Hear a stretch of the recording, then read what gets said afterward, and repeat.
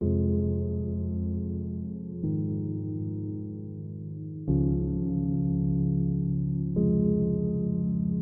going to sound crazy, but I was listening to John Lennon's Imagine, one of the worst songs ever made. Like, it's brilliant wizardry, but it's truly horrifying. Imagine there's no heaven, no hell below us, imagine there's no heaven. It's easy if you try. No hell below us, but above us only sky, right? So, just like when I stopped watching porn and I replaced it with conspiracy videos, right? The way things work, the way humans work, the way consciousness works, the way everything works, is you have to replace things with things. So we are a people that looks up to God, and we pray. And we look up and we can't believe the majesty of the clouds, and we think about heaven and just the enormity and the beauty of it. Imagine there's no heaven. It's easy if you try. No hell below us, above us only sky. So we took the action of looking up and seeing God, and we don't see God up anymore. We see empty space coupled with infinite possibilities. It's the ultimate wizard spell. Because Isaac Asimov, and according to Vox Day, his son is like one of the worst pedophiles in history. A lot of these sci-fi guys are fucking awful human beings, by the way. So you have all these wizards, these high-level wizards, and they'll phrase it in ways that'll blow your fucking mind. Where they're like, this blew my mind when someone said that there's more galaxies in the universe than grains of sand on all the beaches in the world. So you think, a galaxy is full of solar systems that are full of planets. I mean, even if you have a bunch of planets with nothing on there, it's like the odds that there's another planet like us or another planet like, it could be anything, right? In your mind now, it goes infinite. It goes, anything you can imagine is there. All the grains of sand in all the beaches. There's more galaxies than that.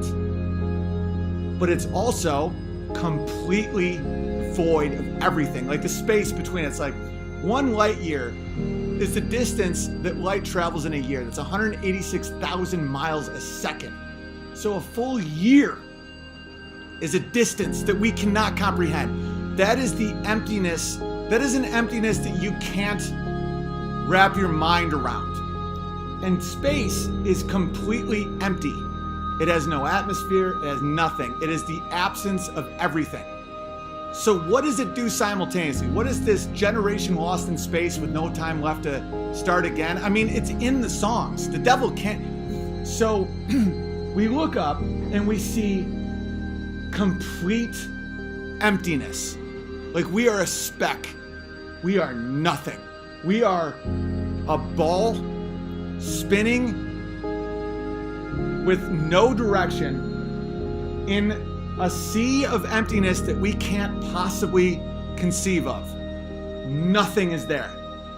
But simultaneously, anything you can possibly imagine is up there as well.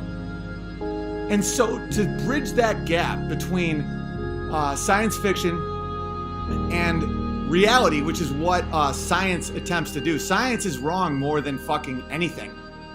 Watch any movie from the 90s or anything where they're just referencing anything scientific. They were wrong about fucking everything. So to bridge that, you had to put a human being up there. You had to blow people's fucking minds. You had to merge those two ideas, right? So you have the ultimate wizard spell. Infinite emptiness, infinite possibilities, right? You put it in the same place people used to look at God with, right? You used to look at stars to align yourself like where you were. You looked at the moon to see like, was it harvest moon? Like, are we planting right now? Like, how's the tides? It helped you orient yourself. And you focused on the earth and your family and your surroundings. And you, it gets, guys, I'm right about this. It's brilliant and evil. Okay, we're thinking about terraforming Mars. Just think, what does that do to a population? Okay, so people are now like, life on Mars. Okay, we skipped all over, the moon is No one talks about the moon. By the way, the Mars is a red version of the moon. It's just as empty. There's no atmosphere. It's way farther. Way harder to get to, apparently. It's just red. And it's full of dust. And nothing's there at all. But yet now everyone's like, gotta get to Mars. Right? So people are like, okay, we can terraform Mars. We can alter the atmosphere. No one's doing that to fucking Greenland. No one does that to fucking Alberta. You know how much land on Earth? Earth is designed. Earth is perfect for human life. The amount of oxygen and carbon, all that. What are we saying? We are killing our Earth. We are killing it, and us being here is ruining our mother. Carbon emissions this will be uninhabitable, so we will have to go to Mars? If you think Earth, like we could detonate all the fucking atomic bombs we've ever made. It would be a utopia compared to anything you could possibly do to Mars. Mars is hostile to all life. Mars, you can't take one breath without instant death. Mars is not capable of having any human life on it without, even theoretically, if it's even possible, an unimaginable amount of technology and engineering to keep you alive as you're in this horror of a landscape. We're like, our temperature may go up 1 degree in the world, in the sea level, and we must go to Mars, and that's a dead end. Our nearest star, Alpha Centauri, is what, 2 light years? You can't comprehend that distance. If you go the speed of fucking light, it takes 2 years to get there. So what, you go there, it takes you 2 years.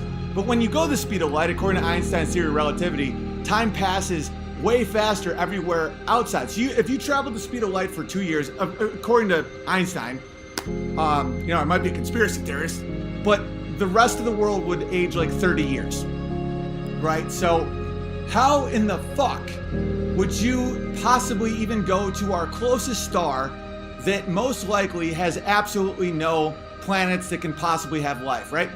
We have a giant Earth, and we can do amazing things here, and it's designed for life, but yet we're already not looking at it. We're done with it. We've ruined her. We've raped and murdered and sacrificed. And now when we look up, we don't see God in the heavens just saying, one day you'll get here, be a good person. You look down, you don't see hell, you don't see Jimmy Savile, all the people that fucked up that are now burning in hell. No, you see like the mantle and the nickel core and the blah, blah, blah. They took away our connection to everything. And they replaced it with nonsense. Infinite vastness and infinite possibilities, and none of it you can ever accomplish. That's the ultimate fucking psyop. It's like, it's perfect and evil as fuck. Just believe. Do you question science? Do you question science? How the fuck would you make Mars livable? Why haven't we tried to make the moon livable? And why don't we focus on the Earth that's unbelievably livable? We're just so enamored with these fucking wizard priests that don't know shit about science. I know more about science offhand than some of these wizard priests. It's like, they'll just try and blow your mind with like things that you can't imagine. It's like, on Venus, the atmosphere is so dense that 2-mile-an-hour wind would knock you right off your feet because of all the density of the atmosphere. And it gets 400 degrees, and it's like, who gives a fuck? We're not going. We're not living there. It's impossible to go there. We can't get back to the fucking moon, apparently. We never went to the moon, guys. We never went to the moon. And there's a reason these lies exist. It's to keep their eyes in that shit, that just fucking nonsense. Infinite emptiness, infinite nihilism. The amount of empty, just random hopeless black, coupled with anything you can imagine. How the fuck is that not a psyop? And then you couple that with the fact that all evidence says that we never went to the moon and that NASA just endlessly lies. It was started by an SS Nazi who was best friends with Walt Disney. They said they no longer have the technology. They erased all the tapes and no other countries ever went to the moon. How can you believe that? How can you live in a world where you aren't skeptical enough, or you're like so just, you just have to fucking fit in? Are you scared? Like, what is it? Everything isn't a lie. Yeah, we faked the fucking moon landing. So what? That's a real keyboard. This is a real fucking White Claw spritzer. It's freeing. It makes you realize that, like, that cognitive dissonance that people feel all the time and can't put their finger on it and just get angry at dumb shit. And it's like, just let it go. I don't know. I gotta go. Hit the like button. You guys know that this shit should be listened to.